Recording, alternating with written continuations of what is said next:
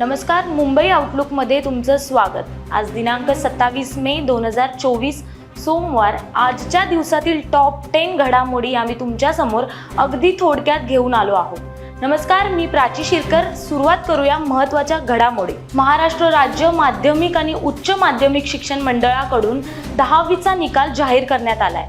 दरम्यान यंदा एकाच जिल्ह्यात 123 विद्यार्थ्यांनी 100% गुण मिळवले आहेत। राज्यात 100% गुण घेणारे विद्यार्थी 187 आहेत।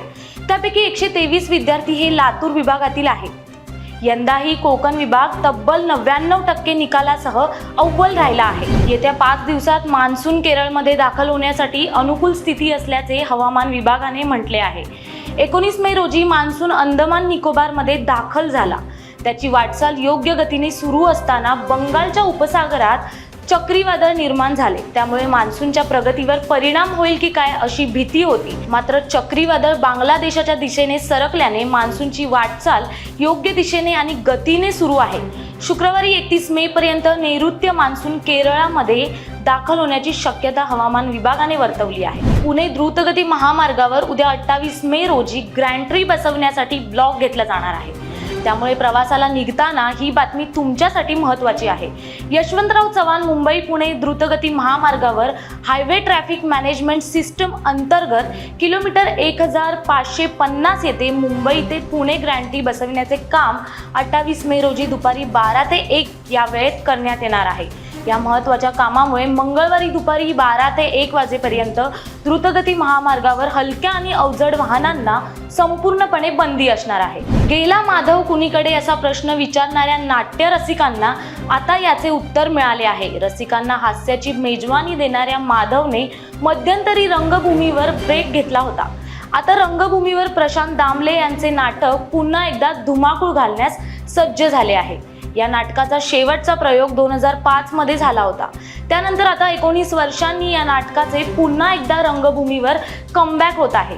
या नाटकाचे फक्त 63 प्रयोग रंगणार आहेत। ठाकरे गटाचे खासदार संजय राऊत यांनी रविवारी दैनिक सामनातून लिहिलेल्या लेखात भाजपच्या अंतर्गत राजकारणावर भाष्य केलं होतं। अमित शहा यांच्या हातात सूत्रे गेल्यास ते उत्तर प्रदेशचे मुख्यमंत्री योगी आदित्यनाथ यांचा पत्ता कट करतील असा दावा संजय राऊत यांनी केला होता। त्यामुळे राजकीय वर्तुळात एकच खळबळ उडाली होती। याबाबत उपमुख्यमंत्री देवेंद्र फडणवीस यांनी संजय राऊत यांच्यावर जोरदार टीका केली आहे।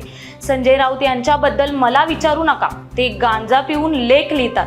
ते लंडनला आहेत, तिथे मानसोपचार तज्ज्ञ आहेत, त्यांनी उपचार घ्यावा असा सल्ला फडणवीस यांनी राऊत यांना दिला आहे। पुण्यातील हिट अँड रनचे प्रकरण ताजे असतानाच कल्याण डोंबिवली महापालिकेसमोर सोमवारी दुपारी 3च्या सुमारास एक अल्पवयीन मुलगा BMW कार चालवत असल्याचे दिसून आले। कारच्या बोनेटवर एक तरुण पाय पसरून बसला होता। भर रस्त्यात चालत्या कारच्या बोनेटवर तरुण पाय पसरून बसला आहे असा व्हिडिओ सोशल मीडियावर व्हायरल झालाय। हा व्हिडिओ पाहताच बाजारपेठ पोलिसांनी या प्रकरणाची गंभीर दखल घेत या स्टंटबाज तरुणाचा शोध सुरू केला आहे। कर्नाटक सेक्स स्कॅन्डल मधील मुख्य आरोपी खासदार प्रज्वल रेवन्ना 31 मे रोजी SIT समोर हजर राहणार आहे। गेल्या अनेक दिवसांपासून प्रज्वल रेवन्ना हा फरार होता। ऐन निवडणुकीच्या रणधुमाळीत सेक्स स्कॅन्डल प्रकरण देशभरात गाजले तेव्हापासून प्रज्वल रेवन्ना हा गायब झाला असून तो परदेशात पळून गेल्याचं बोललं जात आहे। प्रज्वल रेवन्नाने एक निवेदन जारी करत माझ्या विरोधात राजकीय षडयंत्र रचलं गेलं आहे, त्यामुळे मी मानसिक तणावाखाली होतो। 31 तारखेला सकाळी 10 वाजता मी SIT समोर हजर राहून चौकशीला सहकार्य करेन असे त्याने सांगितलं आहे। ससून रुग्णालयातील डॉक्टरांबाबत माझ्यावर आमदार रवींद्र धंगेकर यांनी केलेले आरोप केवळ प्रसिद्धीसाठी असल्याची टीका वैद्यकीय शिक्षण मंत्री हसन मुश्रीफ यांनी केली आहे। धंगेकरांनी माझी माफी मागितली नाही तर मी त्यांच्यावर बदनामीचा दावा करेन असा इशाराही मुश्रीफ यांनी दिला आहे। मुश्रीफ यांच्या आशीर्वादाने ससूनमधील 2 डॉक्टर काम करत असल्याचा आरोप आमदार रवींद्र धंगेकरांनी केला होता।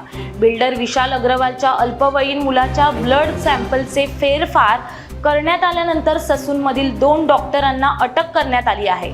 लोकसभा निवडणुकीचं महाराष्ट्रातील मतदान पूर्ण होताच विधान परिषदेच्या शिक्षक आणि पदवीधर मतदारसंघाच्या 4 जागांची निवडणूक जाहीर केली आहे।